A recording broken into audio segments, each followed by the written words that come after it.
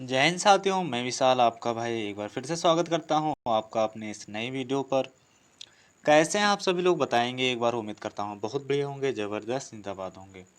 और आप सभी लोगों की तैयारी जो है ना बहुत बढ़िया तरीके से चल रही होगी, उम्मीद करता हूं। और बता दें आप लोगों को, जो हमारी ये क्लास चली वो उत्तर प्रदेश पुलिस कांस्टेबल 2023 के लिए, और जहां पर हम लोग कर रहे हैं प्रीवियस ईयर के क्वेश्चनों को और चैप्टर वाइज के द्वारा।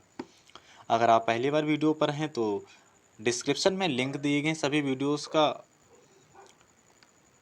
या फिर आप सीधा जो है ना चैनल पर जाकर वहाँ पर प्लेलिस्ट है, वहाँ से भी आप वीडियो को जो पिछली सीरीज़ की है ना उनको भी देख सकते हैं और अपनी तैयारी में बहुत ज़्यादा हेल्प कर सकते हैं। इससे हमको एक आइडिया होगा यानी किस टाइप के प्रश्न हमारे पूछे जाते हैं, और उस बेस पर जो है ना हमें उसे 2 कदम आगे की तैयारी करनी है, ताकि जो है ना हम लोग अपना एग्ज़ाम बहुत बढ़िया तरीके से दे पाएँ। बिना देरी करते हुए सॉल्व करते हैं अपने क्वेश्चनों को। उससे पहले एक छोटी सी रिक्वेस्ट है, अगर आप पहली बार चैनल पर हैं तो चैनल को सब्सक्राइब करें और वीडियो को भी जो है ना लाइक करें। शुरू करते हैं अपने क्वेश्चनों को। सबसे पहले क्वेश्चन को बड़े ध्यान से ही पढ़ लेना है हमें।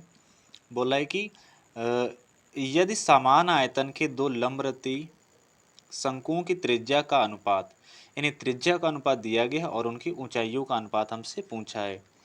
अगर लंबवर्ती सिलेंडर यानी दिया गया है, यानी लंबवर्ती सिलेंडर यानी बेलन होता है हमारा, और जब लंबवर्ती बेलन दिया जाता है तो, और लंबवर्ती बेलन का जो आयतन होता है वो होता है हमारा पाई आर स्क्वायर एच होता है हमारे पास। क्योंकि हमारे पास यहाँ बोला कि दो लंबवर्ती बेलन है, तो मान लेते हैं पहला वाले की त्रिज्या हो गई R1 और उसकी ऊंचाई हो गई हमारे पास H1 हो गई, और उनके आयतन बराबर है ना, बोल दिया पहले ही आयतन जो है ना वो बराबर हैं। तो यहाँ पर जो दूसरा वाला होगा वो हो जाएगा पाई R2 का स्क्वायर और हो जाएगा हमारे पास H2 हो जाएगा। अब यहाँ से हम अपने क्वेश्चन को सॉल्व कर लेंगे, और यहाँ पर बोल क्या रहा है कि उनकी त्रिज्याओं का दिया गया है ना, तो यहाँ से ये पाई कैंसिल हो गया हमारा। हमें तो ऊंचाइयों का अनुपात बताना है, तो आज H1 हो जाएगा और बट्टे में हो जाएगा H2, बराबर में हो जाएगा यहाँ से R2 का स्क्वायर, बट्टे में ये वाला R1 का स्क्वायर हो जाएगा यहाँ से। अब R1 हम R2 कितना दिया गया था, यहाँ से देखो भाई R2 दिया गया है 1 और R1 दिया गया है 3, तो R2 की जगह पर हो जाएगा 3 और इसका स्क्वायर हो जाएगा, बटे R1 की जगह पर 1 और उसका स्क्वायर हो जाएगा। जब यहाँ से 3 का स्क्वायर करेंगे 3 3 9 आ जाएगा, और 1 का स्क्वायर करेंगे कितना आ जाएगा 1 आ जाएगा हमारा। तो यहाँ से हमारा जो H1 अनुपात H2 आया, यानी उनके ऊंचाइयों का अनुपात आ गया, वो आ गया 9:1। और इस प्रकार से ये हमारा क्वेश्चन सॉल्व हो जाता है, जो कि किस विकल्प में हमारा दिया गया है, विकल्प नंबर डी में दिया गया है हमारा ये क्वेश्चन। तो इस प्रकार से ये हमारा क्वेश्चन सॉल्व हो जाता है। अगर आप इन क्वेश्चनों की एसटीज पीडीएफ प्राप्त करना चाहते हैं तो हमारे टेलीग्राम चैनल को ज्वाइन कर लीजिए। उसका नाम है फीलिंग स्कूलिंग संडीला, और वहाँ पर आप हर क्लास की सॉल्व पीडीएफ पा सकते हैं। तो टेलीग्राम चैनल को भी ज्वाइन करना ना भूलें, और प्रश्न अच्छा लगा हो तो वीडियो को लाइक करिए। क्वेश्चन क्या बोला है कि 10 सेंटीमीटर त्रिज्या वाला एक गोला को पिघलाया जाता है और 10 सेंटीमीटर ऊंचाई वाला एक शंकु बनाया जाता है, तो शंकु का व्यास क्या होगा हमें बताना है। यहाँ से देख सकते हैं ये प्रश्न हमारा उत्तर प्रदेश पुलिस कांस्टेबल 28 जनवरी 2019 को फर्स्ट शिफ्ट का क्वेश्चन है, और ये एक बहुत ही आसान क्वेश्चन हमारे सामने दिया गया है। अब यहाँ पर पहले समझ लेते हैं कंडीशंस क्या बोल रहा है। कि मान लेता है कि एक गोला था हमारे पास, ये गोला था। अब क्या किया गया, इसको पिघलाया गया भाई, ये टोटल हमारा गोला था ना। अब क्या किया गया, इसको पिघला दिया गया, और इसको पिघलाने के बाद में बना दिया गया एक शंकु। और जो यहाँ पर इसकी त्रिज्या थी वो थी हमारे पास दी गई थी 10 सेंटीमीटर, ये तो दी गई थी त्रिज्या हमारे पास। और इससे कितनी ऊंचाई का बनाया गया है हमारा 10 ही सेंटीमीटर, यानी एच बराबर 10 सेंटीमीटर ऊंचाई का बनाया जाता है एक बेलन। यानी दिया 10 सेंटीमीटर त्रिज्या दी गई और 10 सेंटीमीटर ऊंचाई वाला एक शंकु बनाया जाता है। तो ये जो हमारा शंकु बनाया गया है ना, शंकु होता है जोकर की टोपी के टाइप का। तो जो शंकु की ऊंचाई हो गई हमारे पास 10 सेंटीमीटर। अब बताना क्या है हमें क्वेश्चंस में, ये पूरा व्यास बताना है हमें यहाँ से यहाँ तक। अगर हम लोग त्रिज्या निकाल लेंगे यहाँ से यहाँ तक, त्रिज्या क्या होती है हमारा केंद्र से परिधि के बीच की भी दूरी होती है ना, जब त्रिज्या निकालेंगे और उसका दोगुना कर देंगे तो वो हो जाएगा हमारे पास ये भी आर, ये भी आर, तो जोड़ देंगे आ जाएगा हमारे पास व्यास आ जाएगा। तो ये करना है हमारे यहाँ पर। तो जो इनके आयतन होंगे, मान लीजिए इसको बनाने में जितनी लोहा लगी होगी या कुछ भी लगा होगा, जितनी धातु की अवस्था होगी उतनी ही धातु तो यहाँ पर लगी आई है ना, यूज़ हुई है, यानी इनका वेट यानी इनका आयतन और इन दोनों का आयतन हो जाएगा बराबर। तब हम यहाँ पर लिखेंगे अगली लाइन से कि जो गोला पिघलाया जाए, गोला का आयतन और शंकु का आयतन, गोला का आयतन और शंकु का आयतन दोनों बराबर होंगे। तो हमारे पास हो जाएगा क्या कि जो गोले का आयतन होगा वो बराबर हो जाएगा हमारे शंकु के आयतन के, और गोले का आयतन होता है 4/3 पाई आर क्यूब, और यहाँ पर हो जाएगा शंकु का आयतन हो जाएगा 1/3 पाई आर स्क्वायर एच हो जाएगा। यहाँ पर हमने क्योंकि आयतन दिया गया गोले का, तो गोले की त्रिज्या r1 हमने मान ली। ये वाली त्रिज्या अगर हम लोग बात करें इस वाली त्रिज्या की, तो इस वाली त्रिज्या को हमने माना है यहाँ से ये वाली, ये r1 मान ली, और ये वाली त्रिज्या को मान लिया है हमने r2 मान लिया है। अब सॉल्व करेंगे अपने इस क्वेश्चन को हम लोग, ध्यान से यहाँ से देखेंगे भाई। तो क्या बोल रहा है भाई हमसे क्वेश्चंस, सबसे पहले जो कटने वाली चीज़ें हैं ना उनको काट देते हैं, यानी डिवाइड कर देते हैं। 3 इसके भी बट्टे में, 3 इसके भी बट्टे में, कट जाएगा। पाई इधर भी है, पाई इधर भी, ये भी कट जाएगा। तो यहाँ से बचा हमारे पास पाई और R1 हमारे पास यहाँ पर कितना दिया गया है 10 सेंटीमीटर। तो यहाँ से लिखेंगे 10 और 10 की पावर दी गई हमारे पास 3, तो यहाँ पर कर देंगे 3 हम लोग 10 की पावर, बराबर में R2 हमें नहीं पता है, इसको निकालना है यहाँ से इसका स्क्वायर, और गुणे जो h ऊंचाई दी गई वो दी गई हमारे पास। अब यहाँ से हमारा हो जाएगा 4 और गुणे में 10 को पावर 3 गई, यानी 10 गुणे 10 गुणे 10 बराबर में R2 का स्क्वायर और गुणे में हो जाएगा 10। एक 10 से एक 10 कैंसिल हो गया, यहाँ से इसको जब तोड़ेंगे तो 4 टूटेगा 2 गुणे 2 में, और यहाँ से 10 गुणे 10 पहले से ही दिया गया था। ये हमने क्यों किया, क्योंकि यहाँ पर जो R2 का स्क्वायर दिया गया है ना, जब स्क्वायर इधर आएगा हटेगा, यानी इसको ले सकते हैं हम लोग R2 इज इक्वल्स टू 2 गुणे 2 गुणे 10 और गुणे 10, और इन सब का हो जाएगा अंडर रूट।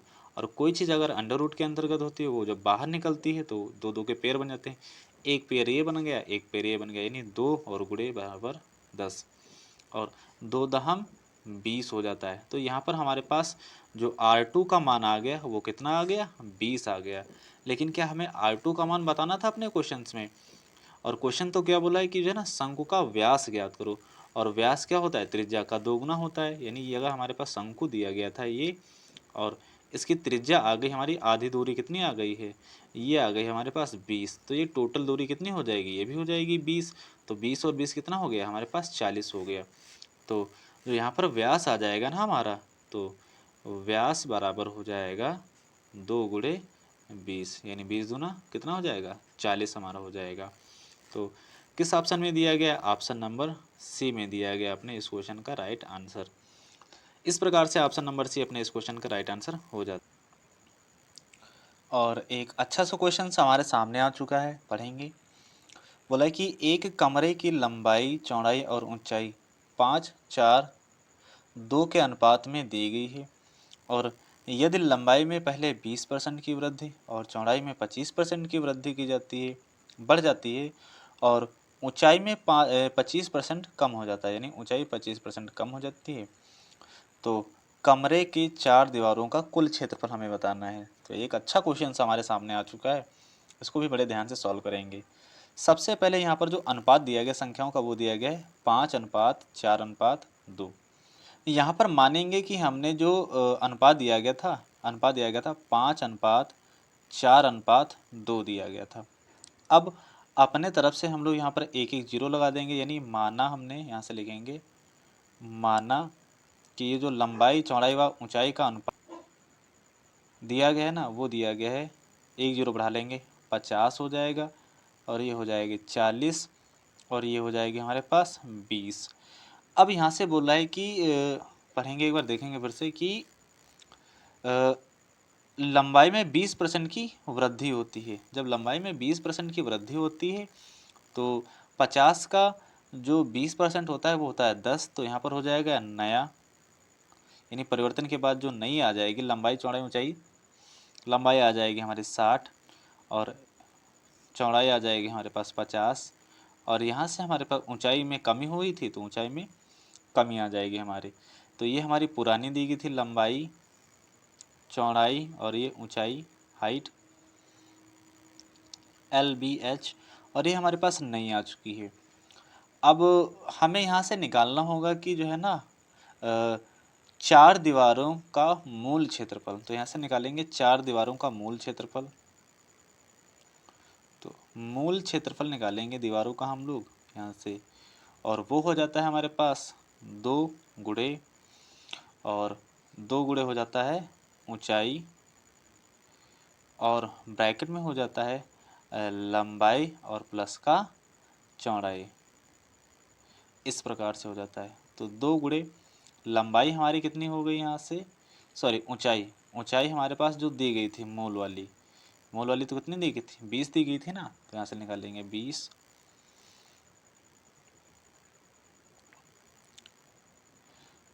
2 गुणे 20, और मूल जो हमारी लंबाई दी गई थी वो दी गई थी 50, और प्लस का जो हमारे पास चौड़ाई दी गई थी वो दी गई थी 40। इसको जब कैलकुलेट करेंगे हम लोग तो आ जाएगा यहाँ से हमारा, कैलकुलेट जब कर लेंगे हम टोटल, तो ये हमारा हो जाता है 3600। टोटल कैलकुलेट आप करके देख लीजिएगा, 3600 हमारा हो जाएगा, और ये हो जाएगा मीटर का स्क्वायर। और जो वर्तमान वाली आ जाएगी हमारे पास, वो आ जाएगा हमारे पास 2 गुणे ऊंचाई को मानते हैं हाइट h, फिर हो जाएगा L इंटू L प्लस का B हो जाएगा हमारे पास। और ये जो मूल वाली आ जाएगी उसको भी कर लेंगे हम लोग सॉल्व यहाँ से।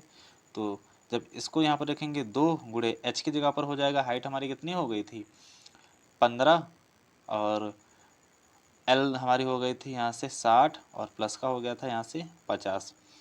जब इसको कैलकुलेट करेंगे हम लोग तो ये आ जाएगा टोटल हमारा 3300। कितना आ गया 3300।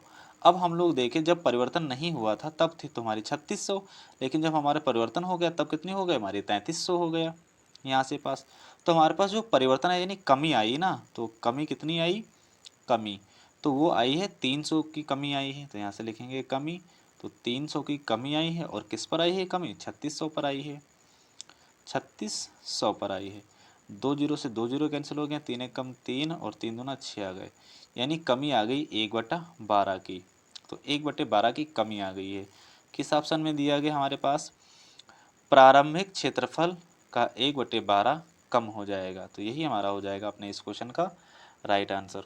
और ये एक हमारा अच्छा क्वेश्चन हमारे सामने दिया गया था, और ये भी क्वेश्चन हमारा एक लाजवाब प्रश्न दिया गया है। तो बिल्कुल सेम क्वेश्चन है जैसा अभी हमने सॉल्व किया है, उसी तरीके से इस क्वेश्चन को भी आप लोग सॉल्व कर देंगे। और इस क्वेश्चन का जो राइट आंसर होगा वो आप लोगों को कमेंट बॉक्स में पिन करना है, और देना है आप लोगों को इसका सही जवाब। और जो भी लोग इस क्वेश्चन का सही जवाब देंगे उनका जो है ना नाम हम अपने आने वाली वीडियो में, अगली वीडियो में शो करके दिखाएंगे आप सभी लोगों को। तो ये दिए गए थे हमारे आज के प्रश्न, और यहीं पर हमारे प्रश्न समाप्त होते हैं, और मिलेंगे हम लोग अगली वीडियो में। और हम लोग बात कर लें कि अगर आपने अभी तक चैनल को सब्सक्राइब नहीं किया तो चैनल को सब्सक्राइब कर लीजिए, और क्वेश्चनों की एसटीज PDF प्राप्त करना चाहते हैं तो हमारे टेलीग्राम चैनल को भी ज्वाइन करना ना भूलें। यहाँ पर आप लोगों को सभी क्लासेस की सॉल्व PDF मिल जाएंगी। और मिलते हैं अगली वीडियो में, तब तक के लिए बाय बाय, जय हिंद।